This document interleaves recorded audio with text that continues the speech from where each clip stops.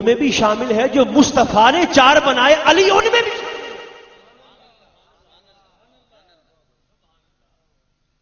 جو رب نے چار بنائے، بھئی دیکھو نا قرآن، رب نے چار بنائے علی ان میں بھی شامل، جو مخلوق نے چار بنائے علی ان میں بھی شامل، اور جو آپ نے چار یار بنائے علی ان میں بھی شامل، خالق کے چار میں بھی علی شامل، مخلوق کے چار میں بھی علی شامل۔ بھئی معذرت کے ساتھ اپنی محبت میں کہنا چاہتا ہوں، جب علی کے بغیر خالق کا گزارا نہیں ہے، اسے مشکل کشا مانتے ہوئے تجھے کون سی موت پڑتی ہے؟ اور اپنی ایک بات دہرانا چاہتا ہوں، اللہ پاک نے قرآن مقدس میں ارشاد فرمایا، یا ابلیس ہو ما منعک ان تسجد لمن خلقت بیدی۔ آیت قرآن پہ ذرا غور فرمائیے گا، یا ابلیس ہو ما منعک ان تسجد لمن خلقت بیدی۔ ابلیس صرف ابلیس نہیں، یا ابلیس ہو ما منعک ان تسجد لمن خلقت بیدی۔ اے ابلیس، کس شے نے تجھے منع کیا کہ میں جس مخلوق کو اپنے ہاتھ سے بناتا ہوں تو اسے سجدہ نہ کرے؟ کس شے نے منع کیا؟ یا ابلیس ہو ما منعک ان تسجد لمن خلقت بیدی۔ اپنے ایمان کی سلامتی سے جواب دو، کسی ملا کو قرآن پڑھتے دیکھو نا، جب یہ آیت کریمہ پڑھے گا تو جھوم جھوم کے پڑھے گا، یا ابلیس ہو، یا ابلیس ہو، یا ابلیس ہو ما منعک ان تسجد لمن خلقت بیدی۔ اب بندہ اس سے سوال کرے کہ ملا جی، یا ابلیسو کہتے ہوئے تو جھوم جھوم جاتے ہو، یا علی کہتے ہوئے تجھے موت پڑتی، بعد ترین مخلوق کو یا کہتے ہوئے مستی میں آ جاتے ہو، جھوم جھوم جاتے ہو، اور جسے ساری کائنات کے رب نے یہاں بھی مشکل کشا بنایا ہے وہاں بھی مشکل کشا بنایا ہے، اسے یا علی کہتے ہوئے تکلیف ہوتی ہے، پریشانی ہوتی ہے۔ یا علی کہا کرو، خدا کی عزت کی قسم کھا کے کہتا ہوں، یا علی کہنے والے دنیا میں بھی قابل عزت، قبر میں بھی قابل عزت، حشر کے دن بھی قابل عزت۔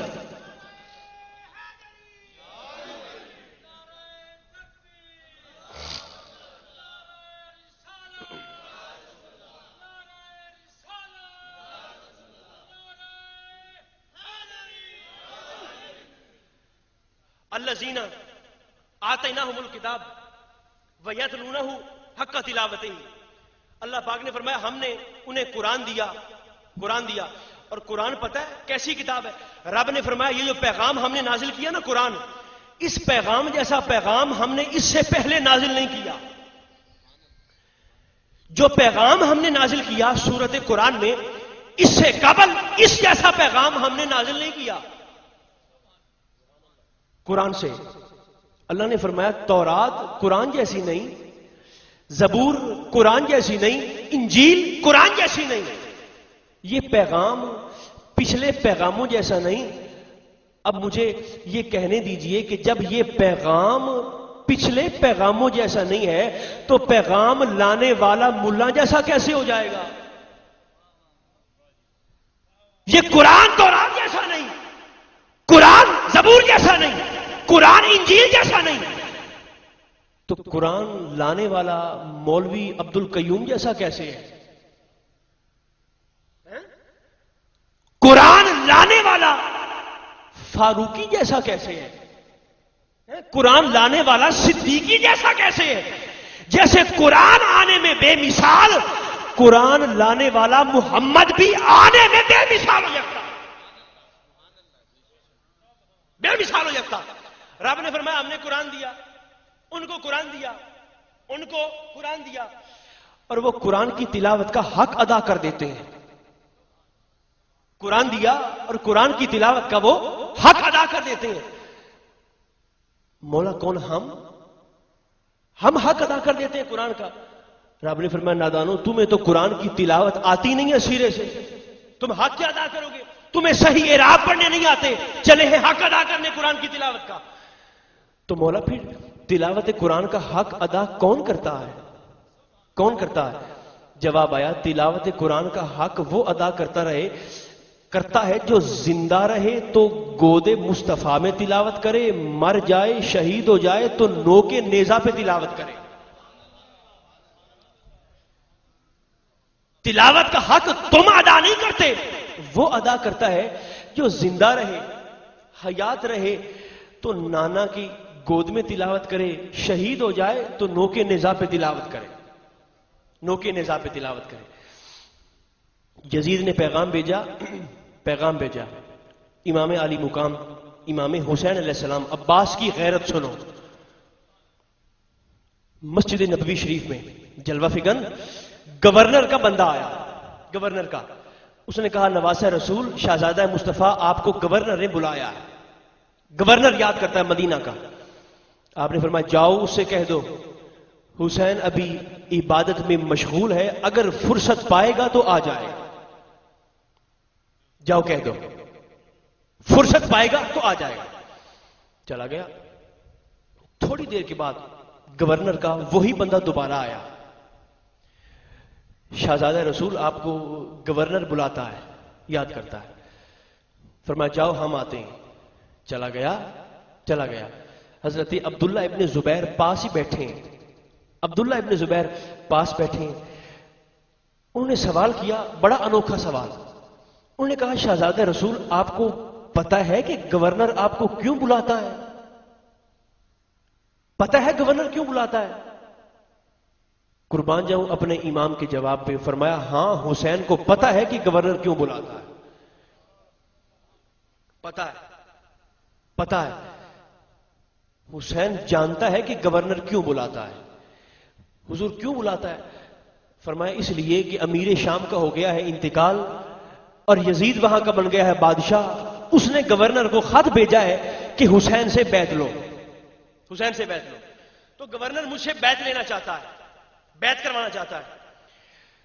خاندان بنو ہاشم کے نوجوانوں کو ساتھ لیا. میرا عباس بھی حسین کے ساتھ ہے. چلیں گورنر ہاؤس چلتے ہیں. ساتھ گئے. فرمایا تم ذرا باہر رکو، میں اس کی بات سن کے آتا ہوں. امام علی مقام روب امامت کے ساتھ، خدا کی عزت کی قسم، روب امامت کے ساتھ جب گورنر کے دربار میں داخل ہوئے نا، اندیکھی طاقت نے گورنر کو اس کے تخت سے پکڑ کے کھڑا کر دیا. اٹھ گیا، تھر تھر کانپنے لگا. آپ نے تسلی دی، تشفی دی، بیٹھو. بیٹھ گیا. کیوں یاد کیا ہے؟ حضور وہ شام کے امیر کا انتقال ہو گیا ہے، یزید بادشاہ بن گیا ہے. یہ اس نے چٹ بھیجی ہے، پرچی بھیجی ہے کہ حسین سے بیعت کروا کے مجھے بھیجو، منوا کے مجھے بھیجو. فرمایا تم کیا کہتے ہو؟ گورنر نے کہا جی میں تو کہتا ہوں کہ آپ یزید کی بیعت کر لیں. گورنر نے کہا میں کہتا ہوں یزید کی بیعت کر لیں. آپ نے فرمایا مثلی لا یبایع، مثلی لا یبایع مثلی، مثلی لا یبایع مثلی. فرمایا قیامت تک آنے والے لوگوں میں اعلان فرما دیا جس دور میں جس وقت یزید سر اٹھائے گا اس کے مقابلے میں حسین ضرور آئے گا. مثلی لا یبایع مثلہ. فرمایا مجھ جیسا اس جیسے کی بیعت نہیں کر سکتا. مجھ جیسا اس جیسے کی بیعت نہیں کر سکتا. یہ بات جب فرمائی نا جلال میں، گورنر ہاؤس کو تخت کو ٹھوکر مار کے باہر جانے لگے. فرمایا کل دیکھیں گے، کل دیکھیں گے. جانے لگے نا امام علی مقام، جانے لگے. کسی مشیر نے کانا پھوسی کی. اس نے کہا گورنر صاحب اگر حسین ابھی نکل گیا نا پھر قابو نہیں آئے گا. منوانا ہے ابھی منوا لو، پھر قابو نہیں آئے گا. اس نے روکا. حسین بات سنیے. جب اس کے لہجے میں درشتی دیکھی نا، گورنر کے لہجے میں سختی دیکھی، امام علی مقام نے اپنی اسی بات کو ذرا جلال میں بیان فرمایا مثلی لا یبایع مثلہ. مجھ جیسا حسین یزید کی بیعت نہیں کرتا. یزید کی بیعت نہیں کرتا. جب آواز حسین ذرا بلند ہوئی نا، باہر سماعت عباس پہ قربان جان، سماعت عباس پہ قربان جان، تلوار نیام سے نکالی، ننگی تلوار لے کے گورنر ہاؤس میں داخل. عباس ننگی تلوار لے کے گورنر ہاؤس میں داخل. آقا حکم ہو تو ابھی اس کا سر تن سے جدا کر دوں جس نے آپ کو اونچا بولنے پہ مجبور کیا، ابھی سر تن سے جدا کرتا ہوں. فرمایا نہیں. کاندھے پہ ہاتھ رکھا، تشفی سے تسلی سے باہر لے گئے. اور جب باہر چلتے گئے نا، باہر چلتے گئے کاندھائے عباس پر دستے حسینی ہے اور ان سے مخاطب ہو کے فرمایا کہ عباس اب مدینہ رہنے کے قابل نہیں رہا. اب وقت یہ آ گیا ہے کہ مدینہ رہنے کے قابل نہیں رہا، اب ہمیں نکلنا ہوگا، اب ہمیں جانا ہوگا، نکلنا ہوگا. اچھا، حضرت عباس ساتھ چلتے ہیں اور اس روایت کے راوی بھی سیدنا عباس ہیں. ساتھ چلتے جا رہے ہیں. فرمایا تیاری کرو. امام علی مقام کے حکم پہ سب نے تیاری کی. سواریاں تیار، سوار تیار. آخری بار امام علی مقام جنت البقیع شریف تشریف لے گئے. جنت البقیع پہلے نانا کے آستانہ پہ حاضری دی. حضرت عباس فرماتے ہیں میں دیکھ رہا تھا کہ حسین اپنے نانا کے مزار شریف پہ جاتے ہوئے پیر جما کے رکھ رہے ہیں زمین پر. آہستہ آہستہ جما کے پیر رکھتے ہوئے نانا کی بارگاہ میں جاتے ہیں اور جا کر بے چینی سے تربت مصطفیٰ سے لپٹ کر کہتے ہیں السلام علیکہ یا جد الحسین. حسین کے نانا آپ کو سلام ہو آپ پر. قبر سے جواب آیا وعلیک السلام یا حسین. حسین تجھ پر بھی سلامتی ہو. رونے لگ گئے. قبر مصطفیٰ کے قریب بیٹھ کر رونے لگ گئے. جو ہی روئے نا، سرکار عباس فرماتے ہیں تربت مصطفیٰ سے آواز آئی بیٹے ابھی سے گھبرا گئے ہو، ابھی تو تمہیں کربلا بھی جانا ہے. ابھی سے گھبرا گئے، کربلا بھی جانا ہے. اٹھے، بیدار ہوئے، کھڑے ہو گئے. نانا سے ہو کر پہنچے ہیں برادر مکرم کی قبر شریف پہ. سرکار عباس فرماتے ہیں میں دیکھ رہا ہوں حسین جما کے قدم رکھ رہے ہیں، آہستہ آہستہ جما کے قدم رکھ رہے ہیں. اور جا کے اپنے بھائی امام حسن مجتبیٰ کو علیہ السلام سلام کیا. جواب ہوا. اب سننا، سرکار عباس فرماتے ہیں کہ مولا حسین جب نانا کی تربت شریف پہ گئے تو پیر جما کے جاتے تھے. برادر مکرم کی قبر شریف پہ گئے پھر بھی پیر جما کے جاتے ہیں. وہاں سے فارغ ہو کر جب اپنی اما جان سیدہ بطول زہرا کی قبر شریف پہ جانے کا ارادہ کیا، پیر جما کے نہیں گئے، اس بچے کی طرح بھاگ کر گئے جو ماں کی جولی دے کے بھاگ. نانا کی تربت پہ گئے، پیر جما کے گئے. بھائی حسن کی تربت پہ گئے، پیر جما کے گئے. جب اما جان کی تربت پہ گئے نا، پیر جما کے نہیں گئے، بھاگتے ہوئے اس معصوم کی طرح گئے جس کی ماں گودی بچھا کے جھولی کھول کے اپنے لال کا انتظار کر رہی ہے. دوڑتے ہوئے اپنی اما جان کی خدمت میں حاضر ہوئے. السلام علیکہ یا امی.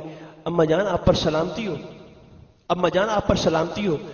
جواب آیا وعلیک السلام یا ابنی غریب الحسین. غریب الحسین، وہ میرے پردیسی حسین، میرے پردیسی حسین، تجھ پر بھی سلام ہو، تجھ پر بھی سلام ہو. دوستو، سرکار عباس قربان جائیں میدان کربلا میں ایسا مرد آہن اور صحیح معنوں میں جوش حیدری کی تصویر بنے کھڑا ہے. میدان کربلا میں جوش حیدری صورت عباس میں نظر آتا ہے. پانی لینے گئے، چچا پانی تو پلاؤ. سکینہ بولی. پانی لینے گئے، مشکیزہ پکڑ کے پانی لینے گئے، پانی بھرا، مشکیزہ بھرا، منہ باندھ لیا، مشکیزے کا منہ باندھا. گھوڑے پہ بیٹھنے لگے. دل میں خیال آیا کہ ابھی لڑ لڑ کے آیا ہوں، ایک گھونٹ پانی پی لوں گا تو زیادہ تر و تازہ ہو کر کافروں کو ماروں گا، جہاد کروں گا، لڑوں گا. چلو بھر کے منہ کے نزدیک کیا، بچوں کی پیاس یاد آ گئی، پھینک دیا نیچے.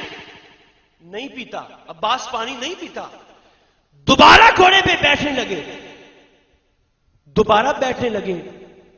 گھوڑے کا خیال آیا بھئی یہ بھی تو 3 دن سے پیاسا ہے، جانور ہے 3 دن سے پیاسا ہے. گھوڑے کی لگام کو ڈھیلا چھوڑا کہ کم سے کم یہ تو پانی پی لے. ڈھیلا چھوڑا، گھوڑے کی لگام کو ڈھیلا چھوڑ چکے ہیں، مگر صابروں کا گھوڑا تھا، صابروں کا گھوڑا تھا. فرات ٹھاٹھے مار کے بہتا ہے، ٹھنڈا پانی اپنی جانب بلاتا ہے، عباس کو اپنی جانب متوجہ کرتا ہے، عباس کے لبوں کو چومنے کے لیے شرف باریابی چاہتا ہے، عباس کے گھوڑے کا خوراک بننے کے لیے شرف باریابی چاہتا ہے. گھوڑے کی لگام ڈھیلی ہے، مگر مجال ہے جو گھوڑے نے منہ کھول کے ایک قطرہ بھی پانی کا پیا نہیں پیا. عباس نے بھی پانی نہیں پیا، میرے عباس نے بھی پانی نہیں پیا، گھوڑے نے بھی پانی نہیں پیا.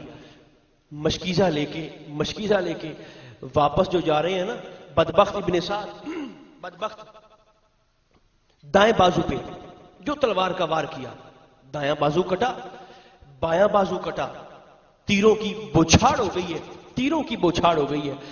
مگر قربان جائیں غازی عباس علمدار تیری بہادری پر، تیرے جگرے پر قربان جائیں.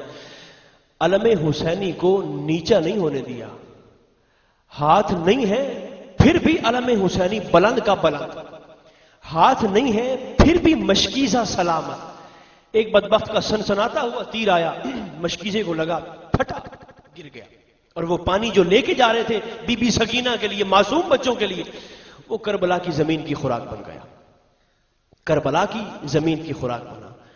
یہ معاملہ جب سرکار عباس کے ساتھ پیش آیا نا، سرکار عباس کے ساتھ پیش آیا، وہ حسین جو میدان کربلا میں کھڑا ہو کر یہ کہتا ہے کہ اگر فخر کرنے پہ آ جاؤں، امام علی مقام نے میدان کربلا میں کہا تھا، عاجزی گود رسول میں تربیت میں ملی ہے. امام علی مقام عاجزی گود رسول سے تربیت میں ملی ہے. اگر فخر کرنے پہ آ جاؤں تو علی کا بیٹا ہونا میرے فخر کے لیے کافی ہے.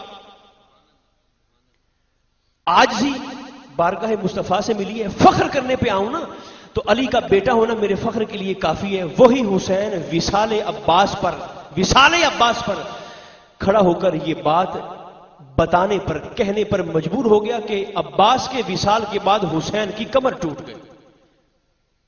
عباس کے وصال کے بعد حسین کی کمر ٹوٹ گئی. دوستو ذرا سوچئے یہ اسلام جو آج ہم تک پہنچا ہے، اس میں ملکۃ العرب کا بھی حصہ ہے، سیدہ خدیجہ کا بھی حصہ ہے، اس میں خدیجہ الکبریٰ کے شوہر نامدار کا بھی حصہ ہے، اس میں مولا علی شیر خدا کا بھی حصہ ہے، اس میں سرکار دو عالم علیہ السلام کے دوسرے والد گرامی ابو طالب کا بھی حصہ ہے. سرکار فرماتے ہیں عبداللہ کے بعد ابو طالب میرے والد، آمنہ کے بعد فاطمہ بنت اسد محمد کی والدہ فاطمہ بنت اسد. دوستو یہ سارے کا سارا گھرانہ بے حمدی تعالی ہمیں اس بات پہ فخر ہونا چاہیے کہ اللہ پاک نے ہمارے ہاتھوں میں، ایک ہاتھ میں دامن مصطفیٰ عطا فرمایا ہے، دوسرے ہاتھ میں دامن مرتضیٰ عطا فرمایا. بھئی ہمارا تو اور آسرا ہی نہیں ہے، ہمارا تو اور سہارا ہی نہیں ہے، ہماری نجات کا سامان ہی نسبت مصطفیٰ و مرتضیٰ ہے. نسبت مصطفیٰ ہے، نسبت مرتضیٰ ہے، یا نسبت زہرا ہے. دنیا میں بھی یہ نسبتیں کام آتی ہیں، قبر میں بھی یہ نسبتیں کام آتی ہیں، حشر کے دن بھی انشاءاللہ العزیز اللہ پاک ہم سب کو سیدہ بطول زہرا کی چادر تطہیر کا صدقہ اہل بیت کے غلاموں کی صف میں شامل فرما کے اہل بیت کے ہمراہ ہم سب کو جنت کا داخلہ عطا فرمائے، اور رب ذوالجلال محمد اسلم صاحب کی اس محبت کو، چاہت کو اپنی بارگاہ میں قبول فرمائے۔ صلی اللہ تعالی علی خیر خلقہ محمد وعلی آلہ واصحابہ اجمعین برحمتک یا ارحم الراحمین۔